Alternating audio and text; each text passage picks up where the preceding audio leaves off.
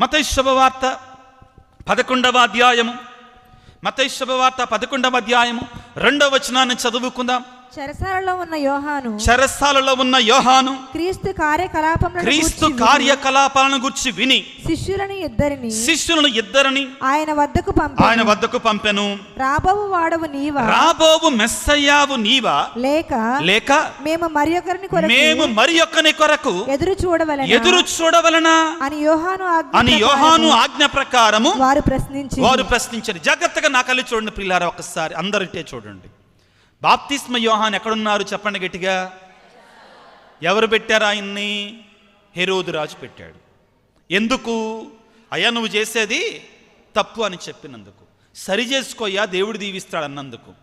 అతని తర్వాత ఎట చచ్చిపోయాడో చరిత్ర చెప్తున్నాడు. తర్వాత కుక్క సాగు చచ్చాడు, అది వేరే విషయం. ఎవరు? హెరోదు రాజు. ప్రియులారా, ఇదిగో బాప్తిస్మ యోహాను చెరసాలలో ఉండి ఆయన ఇద్దరు శిష్యులని యేసు ప్రభు దగ్గర పంపిస్తున్నాడు. ఏమని అడగాలి? అయ్యా రాబో మెస్సయ్యావి నీవేనా, లేకపోతే మేము ఇంకొకరి కోసం ఎదురు చూడాలా? మీకు అందరికి ఒక ప్రశ్న అండి, ఏ బాప్తిస్మ యోహాను గారికి తెలియదా రాబో మెస్సయ్య ఆయన కాదా అని? తల్లి గర్భములో ఉన్నప్పుడే మరియ తల్లి ఎలిజబెత్తమ్మను సందర్శించడానికి వచ్చినప్పుడు తల్లి గర్భములో ఉండే గంతులు వేశాడు కదా. ఎవరు వేసింది? బాప్తిస్మ యోహాను గంతులు వేశాడు కదా. తల్లి గర్భములో ఉండే మెస్సయ్య ఎవరో గుర్తించాడు కదా. ఆయనకు తెలియదా యేసుప్రభు మెస్సయ్యానా కాదా అని? మాట్లాడండి. తెలియదా ఆయనకి? తెలుసు. తల్లి గర్భములో ఉన్నప్పుడే లూకాసు వార్త 1వ అధ్యాయములో మనం చదువుకుంటామండి. ఆ శుభవచనములు, ఏ శుభవచనములు? మరియ తల్లి గర్భముతో ఉండి ఎలిజబెత్తమ్మ గర్భముతో ఉన్నట్టు ఎలిజబెత్తమ్మ దగ్గరికి వచ్చి శుభవచనములు పలకగానే ఆ శుభవచనములు ఎలిజబెత్తమ్మ చెవిన పడగానే ఆమె గర్భమందలి శిశువు ఆనందముచే గంతులు వేశాడు. ఎందుకని గంతులు వేశాడు? ఎలిజబెత్తమ్మ గర్భములో ఉండి బాప్తిస్మ యోహాను గారు ఆత్మను పొందుకున్నాడో. ఏం పొందుకున్నాడు? పరిశుద్ధాత్మను పొందుకున్నాడో. నా మాటలు కదండి, బైబిల్ ప్రకారం మాట్లాడుతున్నాను నేను. అదే లూకాసు వార్త 1వ అధ్యాయము 15వ వచనాన్ని చదువుకుందా. బాప్తిస్మ యోహాను గారికి గాబ్రియేలు సంబంధించిన ఏం చెప్తున్నాడో విందాం. మైక్లో ప్రభు దృష్టిలో అతడు గొప్పవాడగును. ప్రభు దృష్టిలో ఆ పుట్టబోయే బాప్తిస్మ యోహాను గొప్పవాడగును. ద్రాక్షారసమును గాని మద్యమును గాని పానము చేయుడు. తల్లి గర్భముననే పవిత్రాత్మ నింపబడతాడు. ఎప్పుడైతే, వినండి పిల్లల జాగ్రత్తగా, మరియ తల్లి ఎలిజబెత్తమ్మ దగ్గరికి వచ్చి వందనవచనములు చెప్పగానే మరియ తల్లిలో ఉన్న పరిశుద్ధాత్మ, ఎవరిలో ఉన్న పరిశుద్ధాత్మ? మరియ తల్లిలో పరిశుద్ధాత్మ ఉందని మనకంటే తెలుసు. గాబ్రియేలు సంబంధించి చెప్పాడు కదా, పరిశుద్ధాత్మ నీపైకి సర్వోన్నతిని శక్తి నిన్ను అప్పుడు నీవు గర్భము దాల్చుతావు. ప్రియులారా, మరియ తల్లి పరిపూర్ణంగా పరిశుద్ధాత్మ చేత నింపబడింది. మరియమాత పరిపూర్ణంగా పరిశుద్ధాత్మ చేత నింపబడింది. ఆ మహాతల్లిని పట్టుకొని షటప్ అంటానికి నువ్వెవడివరా? అవునా కాదా? నోర్మి అంటానికి నువ్వెవరివి? అవునా కాదా? నువ్వెంతటి వాడివి? ఒక 10 మంది, ఒక 100 మంది, ఒక 10,000 మంది కళ్ళ ముందు కనబడగానే అమ్మా మన ఈ మధ్యలో విన్నారా? వినలేదా? విన్నారా? అందరూ విన్నారు కదా. నువ్వెవరు అంటానికి? నీ స్థాయి అంతా పరిశుద్ధాత్మ చేత నింపబడిన మరియమాత. ప్రియులకు దేవుని బిడ్డలారా, ఆ మహాతల్లిని పట్టుకొని నోర్మి మరియా అంటాడు ఆయన. ఎవరైనా చెప్పండి పేరు. ఎంత ధైర్యం అండి! ఆమె పరిశుద్ధాత్మ పరిపూర్ణ దేవుని యొక్క దూత పలికింది. పరిశుద్ధాత్మ నీపైకి వేంచేయును, సర్వోన్నతుని శక్తి నిన్ను ఆవరించును. మరియ తల్లి ఎంత పరిశుద్ధురాలు అంటే, ఎలిజబెత్తమ్మ దగ్గరికి వచ్చి వందనవచనములు పలికితే, మరియల సభ్యులారా గుర్తుపెట్టుకోండి, మరియ తల్లి ఎలిజబెత్తమ్మ దగ్గరికి వందనవచనములు పలికితే ఆమెలో ఉన్న పరిశుద్ధాత్మ అభిషేకం ఎలిజబెత్తమ్మ మీదకి, ఎలిజబెత్తమ్మ గర్భములో ఉన్నటువంటి బాప్తిస్మ యోహాను గారిని కూడా అభిషేకించింది. Hallelujah, praise the Lord, praise the Lord. ప్రియులారా, ఇదిగో తన తల్లి గర్భములో ఉండే యేసయ్య నా దగ్గరికి వచ్చాడు, మరియ తల్లి గర్భములో ఉండి యేసయ్య నా దగ్గరికి వచ్చాడని పరమానందముతో నింపబడ్డాడు. ఏం చేశాడంట? గంతులు వేశాడు, ఆనందంతో గంతులు వేశాడు. ఎలా గంతులు వేశాడు? ఆనందముతో గంతులు వేశాడు. ప్రియులకు దేవుని బిడ్డ 42వ వచనాన్ని చదువుకుందాం. పిమ్మట ఎలిజబెత్తమ్మ ఎలుగెత్తి ఇట్లనెను, స్త్రీలందరిలో నీవు ఆశీర్వదించబడిన దానవు, నీ గర్భఫలము ఆశీర్వదించబడి. 44వ వచనం, నీ శుభవచనము నా చెవిని పడగనే, నీ వందన వచనము నా చెవిని పడగనే, నా గర్భమందలి శిశువు ఆనందముచే గంతులు వేసెను. ఎందుకని? మెస్సయ్య వాక్కు మరియ తల్లి ద్వారా వస్తుంది. మరియ తల్లి ద్వారా వచ్చే మాటలు ఇప్పుడు మామూలు మాటలు కాదు. ఎందుకని? ఆమె గర్భంలో ఎవరున్నారు? మరియ తల్లి గర్భంలో యేసు ప్రభు ఉన్నాడు. ఆదియందు వాక్కు ఉండను, ఆ వాక్కు దేవుని వద్ద ఉండను, ఆ వాక్కే ఆ దేవుడై ఉన్నటువంటి వాక్కు మరియ తల్లిలో ఉన్నాడు. కాబట్టి ఆ మాట తన మాట కాదు, దేవుని మాట. ప్రియులారా, hallelujah, praise the Lord, praise the Lord, praise the Lord. ప్రియులారా, ఇప్పుడు బాప్తిస్మ యోహాను గారు యేసు ప్రభు దగ్గరికి 2 శిష్యులను పంపించి, రాబోవు వాడవు నీవా లేక మరి ఒక్కని కొరకు ఎదురు చూడాలంటారేంటి? తెలుసుగా ఆయనకి. తెలిసి మళ్ళెందుకు అడుగుతున్నారు? ఆ తరువాత మత్తయి శుభవార్త 3వ అధ్యాయంలో యేసు ప్రభువే స్వయంగా ఆయన దగ్గరికి వచ్చినప్పుడు, అయ్యా నేనే నీ చేత బాప్తిస్మం పొందవలసినటువంటి వాడిని, అట్టిది నీవు నా దగ్గరికి వస్తువు అన్నాడు కదా యేసు ప్రభువుని చూసి. మత్తయి శుభవార్త 3వ అధ్యాయం 13వ వచనాన్ని చదువుకుందాం. అప్పుడు యేసు గలిలయ సీమ నుండి యోర్దాను తీరమునున్న యోహాను వద్ద బాప్తిస్మం పొందుటకై వచ్చెను. యోహాను యేసును వారించుచు, నేనే నీ చేత బాప్తిస్మం పొందవలసిన వాడను, అట్టి నా యొద్దకు నీవు వచ్చుటయా అన్నాడు కదా. మరి ఆయన చూశాడు కదా. మళ్ళీ ఇప్పుడు ఎందుకు అడుగుతున్నాడండి? కొద్దిగా ఓపికగా బైబిల్ తిరగేయండి. యోహాను సువార్త 1వ అధ్యాయానికి వెళ్దాం పిల్లలు, త్వరగా. యోహాను సువార్త 1వ అధ్యాయం. ఇంకా చెరసాలలో వేయబడలా, యేసు ప్రభును చూచాడు. యోహాను సువార్త 1వ అధ్యాయం 35వ వచనాన్ని చదవండి. మరునాడు మరలా బాప్తిస్మ యోహాను తన శిష్యులలో ఇద్దరితో ఉండగా ఆ సమీపమున పోవుచున్న యేసును చూచి ఇదిగో దేవుని గొర్రె పిల్ల అని పలికాడు కదా. దేవుని గొర్రె పిల్ల అంటే ఎవరు? మెస్సయ్య. అందరికి అర్థమవుతుందా?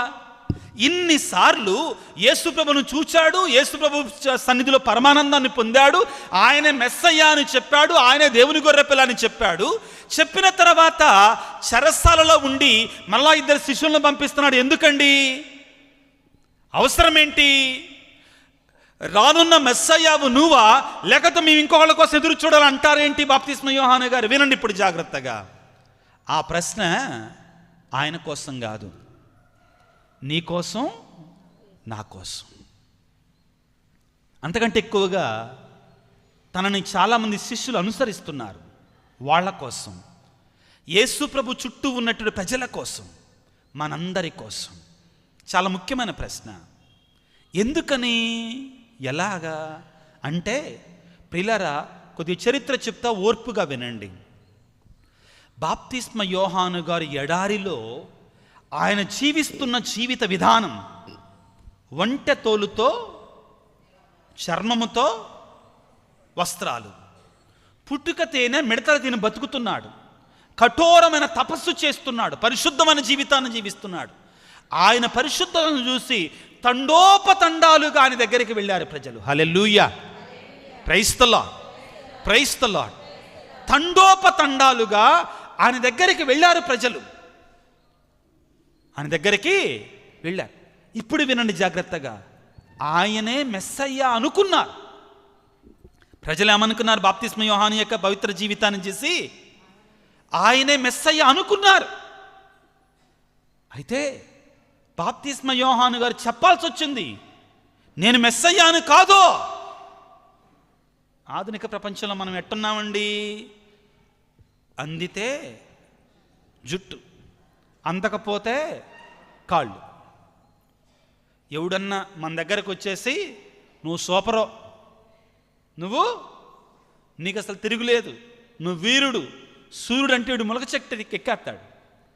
అది ఇరిగిన తర్వాత కానీ ఇది తెలుసుద్ది, వరి వీళ్ళు అన్నదంతా మాయలరా, ముఖస్థుతి కోసం అన్న మాటలను అప్పుడే తెలుస్తుందండి. బాప్తిస్మ యోహాను గారు పొగడ్తలకు పొంగిపోయే మనిషి కాదండి. వాళ్ళు వచ్చి నువ్వు మెస్సయ్యావు కదా అంటే నేను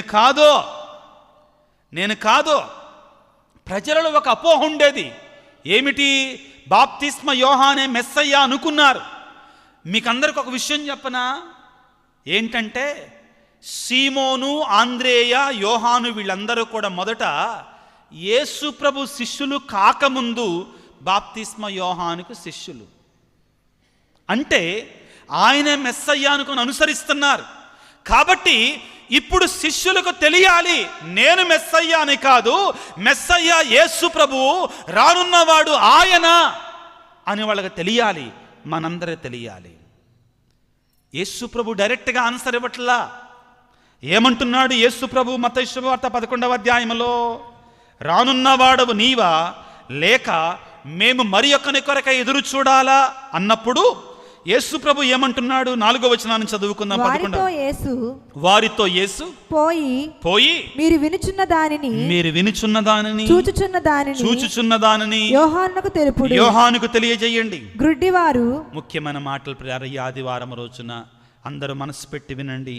గ్రుడ్డివారు దృష్టిని పొందుచున్నారు, కుంటివారు నడుచుచున్నారు, కుష్ఠరోగులు శుద్ధులగుచున్నారు, చెవిటివారు వినుచున్నారు, మృతులు పునరుత్థానులగుచున్నారు, పేదలకు సువార్త ప్రకటించబడుచున్నది. Hallelujah, hallelujah, praise the Lord, praise the Lord, praise the Lord, praise the Lord, praise the Lord, praise the Lord. రానున్న మెస్సయ్యావి నీవా, లేక మరి ఒకరి కొరకు ఎదురు చూడాలంటే యేసు ప్రభు పిల్లారా మాటలు చెప్పటల్లా, ఏం జరుగుతుందో అదేమి చెప్పండి. ఏం జరుగుతుందంటే అండి, యేసు ప్రభు ద్వారా గ్రుడ్డివారు చూస్తున్నారు, కుంటివారు నడుస్తున్నారు, రోగులు స్వస్థులగుచున్నారు, ఇంకా కుష్ఠరోగులు శుద్ధులగుచున్నారు, చెవిటివారు వినుచున్నారు, మృతులు పునరుత్థానులగుచున్నారు. ఎందుకని ఈ మాటలు చెప్పారు? ఈ కార్యాలు మెస్సయ్య వల్ల మాత్రమే అవుతాయి, మెస్సయ్య కాలంలో మాత్రమే జరుగుతాయి. ఇప్పుడు మనం వెంటనే మొదటి పట్టణానికి వెళ్ళాలి ప్రియులారా. కొన్ని నిమిషాల పాటు మాత్రమే మనం ధ్యానం చేసుకోవడానికి ప్రయత్నం చేద్దాం. యెషయా గ్రంథము 35వ అధ్యాయము, యెషయా గ్రంథము 35వ అధ్యాయం 1వ వచనాన్ని చదువుకుందాం. ఎండిన ఎడారి సంతసించునుగాక, మరుభూమి ప్రమోదము చెంది పుష్పించునుగాక. ప్రియులారా, నీ జీవితం ఎండిన ఎడారిగా ఉందా? నీ బ్రతుకు మరుభూమిగా ఉందా? మనలో ఎంతో మంది ప్రియులారా, అయ్యా నా జీవితంలో ఎదుగులేదు, నా జీవితంలో అయ్యా అంత కష్టాలు కన్నీరే ఉంది, ఎండిన ఎడారిగా ఉందయ్యా అంటున్నావా? యెషయా ప్రవక్త అంటున్నాడు, మెస్సయ్య రాబోతున్నాడు, క్రీస్తు ప్రభు రాబోతున్నాడు. నీ జీవితాన్ని ఎండిన ఎడారిగా ఉన్నా కానీ సంతోషదాయంగా మార్చబోతున్నాడు. Hallelujah, hallelujah, praise the Lord, praise the Lord. మరుభూమి అంటే ఏంటండి? మరుభూమి అంటే ఏంటి? చనిపోయినటువంటి శవాలు ఉండే ప్రదేశం. మరుభూమి అంటే ఏంటి? జీవము లేనటువంటి ప్రదేశం, జీవము లేని ప్రదేశం. యెషయా అంటున్నాడు, రానున్న కాలములో, మెస్సయ్య కాలములో, రాబోయే కాలములో, యేసు ప్రభు రాకముందే సుమారుగా 600-700 సంవత్సరాల క్రితమే బోధించాడు. మెస్సయ్య వచ్చినప్పుడు ఏం జరగబోతుంది? ఎండిన ఎడారి సంతసించునుగాక, మరుభూమి ప్రమోదము చెందునుగాక. ఇంకా ఏమంటున్నాడు పిల్లారా? అది జాజిపూలు. 3వ వచనాన్ని చదువుకుందాం. అలసిపోయిన హస్తములను బలపరచండి, గడగడ వణుకు మోకాళ్ళకి సత్తువనివ్వండి. మీరు ధైర్యము తెచ్చుకోండి బిడ్డలారా, భయపడవద్దు. మెస్సయ్య రాబోతున్నాడు. కాబట్టి ఈ ఆదివారాన్ని గౌదేతే, ఆనందించే ఆదివారం అంటాం. ఏ ఆదివారం అండి? ఆనందించే ఆది. ఎందుకని? మెస్సయ్య రాబోతున్నాడో. యేసయ్య రాబోతున్నాడు, చేరువలోనే ఉన్నాడు, త్వరలో రాబోతున్నాడు ఆయన. కాబట్టి మీరు బాధపడవద్దు, నీరసించవద్దు. ఆయన మీద విశ్వాసాన్ని ఉంచండి, ఆయన మీద నమ్మకాన్ని ఉంచండి. ప్రియులారా, మరణించిన యాయిరు కుమార్తెను లేపినటువంటి ఆ దేవుడు, 12 సంవత్సరాల నుంచి రక్తస్రావ రోగముతో బాధపడుతున్నటువంటి ఆ స్త్రీని స్వస్థపరిచినట్టు ఆ దేవుడు, అనారోగ్యముతో బాధపడుతున్న సేవకునికి స్వస్థతనిచ్చినటువంటి ఆ దేవుడు, గాలిని తుఫానుని గద్దించి ఆపినటువంటి ఆ దేవుడు, నీ జీవితంలో చెలరేగేటువంటి తుఫాను లాంటి కష్టాలను, బాధలను తొలగించలేడా? ఆయన సర్వశక్తిమంతుడై ఉన్నాడు. కానీ నీలో విశ్వాసం లేకుండా, నీలో నమ్మకం లేకుండా, నీలో ఆయన మీద ఆధారపడే జీవితం లేకుండా ఆయన ఏమీ చేయలేడు. ఆయన వచ్చిన కాలంలో ఎలాగా ఉంటుందో వినండి ప్రియులారా. యెషయా గ్రంథం 36వ అధ్యాయం 35వ అధ్యాయం 10వ వచనాన్ని చదువుకుందాం. ఆయన రక్షించిన వారు ఇంటికి తిరిగి వత్తురు. ఇంటికి తిరిగి వత్తురు. ఇంటికి తిరిగి రావటం ఏంటండి? ఇంటికి తిరిగి రావటం ఏంటి? ఆయన రక్షించిన వారు ఇంటికి తిరిగి వస్తారంటండి. ఏ ఇంటికి తిరిగి వస్తారు? ఏ ఇంటికి తిరిగి వస్తారు? ప్రియ దేవుని బిడ్డ, దుడుకుచున్నవాడి వలె పాపము చేస్తున్న ప్రతి వాడు కూడా దేవుని ఇంటి నుండి దూరం అయిపోయాడో. అర్థమైందా? అర్థమవుతుందా? పాపము చేస్తున్న ప్రతి వాడు కూడా దేవుని ఇంటి నుండి, దేవుని సన్నిధి నుండి, దేవుని దీవెన నుండి దూరం అయిపోయాడు, దూరంగా వెళ్ళిపోయాడు. లోకా సువార్త 15వ అధ్యాయం 11, 12 వచనాలు ఏమని చదవనక్కర్లేదండి, సమయం లేదు మనకి. లోకా సువార్త 15వ అధ్యాయము 11, 12, 13 వచనాలు ఏమని చెప్తాయండి మనకి? అతడు తండ్రి వద్దకు వచ్చిన ఆస్తిని నాకు పంచిచ్చాయి అని తన ఆస్తిని తీసుకుని వాడు అక్కడికి వెళ్ళాడంట, దూరదేశమునకు వెళ్ళాడు. అంటే దేవునికి వ్యతిరేకముగా పాపము చేసిన ప్రతి ఒక్కడు కూడా దేవుని ఇంటి నుండి దూరం అయిపోతాడు. తండ్రి ఇంటి నుండి ఆనాడు ఆడేం చేశాడు? వెళ్ళిపోయాడు. నీవు కూడా ప్రియ దేవుని బిడ్డ, పాపము చేసి దేవుని ఇంటి నుండి దూరం అయిపోయావా? దేవుని కృప నుండి దూరం అయిపోయావా? దేవుని యొక్క ఆశీర్వాదం నుండి దూరం అయిపోయావా? దేవుని కృప నిన్ను తాకటం లేదా? దేవుని కృప నీ ఇంటి మీదకి లేకుండా పోయిందా? దేవుని యొక్క ఆశీర్వాదాలను పొందుకోలేకపోతున్నావా? ఈనాడు అంటున్నాడు యెషయా గ్రంథము ద్వారా, ఆయన తన రక్తము ద్వారా నిన్ను వెలనిచ్చి కొనుక్కున్నాడో. సైతానుకు నీ మీద ఎటువంటి అధికారం ఇంకా లేదు. Hallelujah, praise the Lord, praise the Lord. కాబట్టి ప్రియ దేవుని బిడ్డ, నీవిక తిరిగి రావాలి. ఎక్కడికి రావాలి? దేవుని సన్నిధికి రావాలి. ఎక్కడికి రావాలి? దేవుని కృప దగ్గరికి రావాలి, దేవునికి ఆశీర్వాదం దగ్గరికి రావాలి. నీకు దేవుని దీవెన దూరంగా లేదు, దేవుని ఆశీర్వాదం నీ దగ్గరికి వచ్చింది. ఎందుకంటే ఆయన సిలువలో మరణించి నిన్ను రక్షించుకున్నాడు. కాబట్టి నువ్వు దేవుని ఇంటికి తిరిగి వస్తావు. మెస్సయ్య కాలంలో జరిగేది ఇదే. Hallelujah, praise the Lord, praise the Lord. ఏమంటున్నాడు? అతడు రక్షించిన వారు ఇంటికి తిరిగి వస్తారు. ఏ ఇంటికి తిరిగి వస్తారు? దేవుని ఇంటికి తిరిగి వస్తారు. ఆశీర్వాదాలను ఇంటికి తిరిగి వస్తారు. రొట్టెల ఇంటికి తిరిగి వస్తాడు. భోజన గృహానికి తిరిగి వస్తారు. బెత్లెహేముకు తిరిగి వస్తారు. హల్లెలూయా. ఆ తర్వాత ఉల్లాసముతో పాటలు పాడు. నీ జీవితం వేదనతో నిండిందా? బాధలతో నిండిందా? యేసయ్య నీ జీవితాన్ని ఉల్లాసముతో నింపబోతున్నాడు. మహానందముతో సియోనును చేరుకొందురు. వారు సంతోషముతోను ప్రమోదముతోను వత్తురు. వారి దుఃఖ విషాదములెల్లా తొలగిపోవును. ప్రియ దేవుని బిడ్డ, మెస్సయ్య చేరువలో ఉన్నాడు, అతి దగ్గరలో ఉన్నాడు, నేను దీవించటానికి సిద్ధముగా ఉన్నాడు. నీవు నేను చేయాల్సిందల్లా ఏమిటంటే, హృదయంలో ఉన్న పాపాన్ని, హృదయంలో ఉన్న చెడుని, మన కుటుంబాల మధ్యలో ఉన్న పగలని, ద్వేషాలని మనం తీసివేసుకుందాం. ఎందుకంటే అవి తీసివేసుకోకుండా దేవుని దీవెని దగ్గరికి రాదు. అనమాకో క్రిస్మస్ అయిన తర్వాత మాట్లాడతాలే మా ఇంటి పక్కన ఆమెతోటి. క్రిస్మస్ పండుగ దాకా నేను ఒక్కసారి చెప్తే 100 సార్లు చెప్పినట్టే. నేను మాట్లాడిన అన్నాగా, ఏం చేయాలి? తగ్గు, క్షమించు. ఈ రోజునే దేవుని సన్నిధిలో ఉన్న నీవు, దేవుని యొక్క సాన్నిధ్యంలోనికి వచ్చిన నీవు, దేవునికి ఒక అవకాశాన్ని ఇస్తున్నాడు మారడానికి. మారకుండా ఆశీర్వాదాలు లేవు, క్షమించకుండా క్షమాపణ లేదు. ఆనందం నీ సొంతం కావాలంటే, దేవుని కృప నీ సొంతం రావాలంటే, ప్రియ దేవుని బిడ్డ, ఈ ఆగమన కాలంలో క్షమించుకుందాం, మన్నించుకుందాం. దయచేసి బిడ్డలారా, ఒకవేళ ఎవరితోటన్న పగతో ద్వేషంతో ఉంటే ఇవాళ్ళే వెళ్ళి వాళ్ళకి మంచిగా మసాలా దట్టించినట్టు కోడి మాంసం ఇచ్చి సంతోషంగా నీతో మాట్లాడతానని చెప్పేసాయి, అయిపోద్ది ఒక గొడవ. ఊరికే చెప్తాడండి అర్థం కావడానికి. మాట్లాడండి బిడ్డలారా. కొన్నిసార్లు బాధ కలిగించేది ఏంటో తెలుసా? అక్క చెల్లి చిన్నప్పుడు ఆప్యాయంగా పెరిగినటువంటి వాళ్ళు ఒకళ్ళతో ఒకళ్ళు మాట్లాడుకోరు. ఎందుకనండి? మా అక్కకి మా నాన్న మా అమ్మ ముక్కు పొడకు ఎక్కువ ఇచ్చారు. ఏమిచ్చారు? అయ్యే కదండి, అక్కడేగా. ప్రియులారా, ఒకవేళ మీలో ఎవరైనా మీ అక్కతోటి కానీ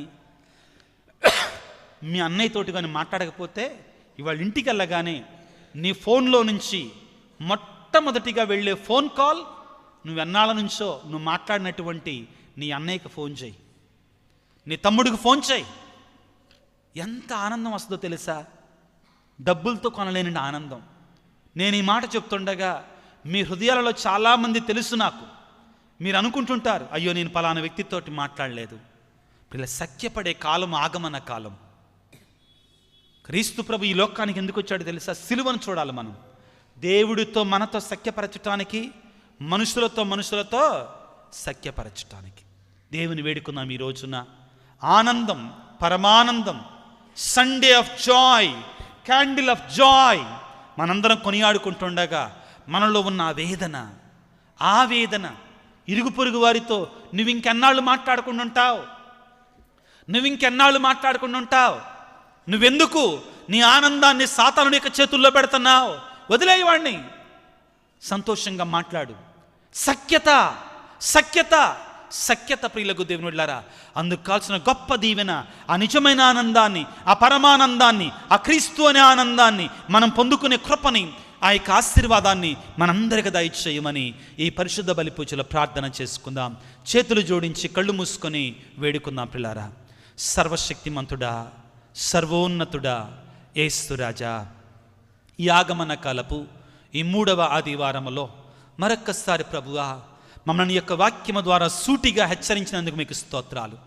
ఇదిగో సఖ్యపడాలి, పశ్చాత్తాపడాలి, మారు మనసు పొందాలి, అప్పుడే నీకు నిజమైన పరమానందం దొరుకుతుందని చెప్పావు. నీకు స్తోత్రాలు తండ్రి. నా ప్రభువా, క్రైస్తవులమైన మేమందరము కూడా నిరాకడ కొరకే సిద్ధపడుతుండగా, మొదటిగా చారిత్రక రాకడ కొరకై, ఆ తరువాత నీ 2వ రాకడ కొరకై మేమందరం సిద్ధపడుతుండగా తండ్రి నాయన, మాలో హృదయ పరివర్తన, మారు మనసును కలిగించండి ప్రభువా. మాలో ఉన్న ప్రతి పాపాన్ని తీసివేసుకొని నీ సిలువ రక్తంతో కడిగి వేసుకొని నీ రాకడ కొరకు ఎదురు చూస్తూ నీ పరమానందములో, నీ నిజమైన సంతోషముతో నింపబడటానికి మాకు నీ దీవెనలు ప్రసాదించండి నాయన. ప్రభువా, నీ ఆశీర్వాదాలు, నీ దీవెనలు, నీ కృపలు రాకుండా ఏ పాపమైతే అడ్డుగోడగా ఉందో యేసురాజా, ఆ అడ్డుగోడలంటే పాపాలను కూల్చివేయండి తండ్రి. ఎరికో గోడలన్నిటి పాపాలను కూల్చివేయండి నా తండ్రి. ఇదిగో ఈ ఉదయకాల సమయంలో ప్రభువా, ఎంతోమంది బిడ్డలు అనారోగ్యంతో బాధపడుతున్నారయ్యా. నీ గాయపడినట్టు హస్తాలతో తాకండి ప్రభువా. నీ పరిశుద్ధ రక్తముతో ప్రభు స్వస్థపరచండి. ఈ క్షణములో ప్రభువాలను దీవించండి, లేవనెత్తండి, స్వస్థపరచండి ప్రభువా, ఆశీర్వదించండి తండ్రి.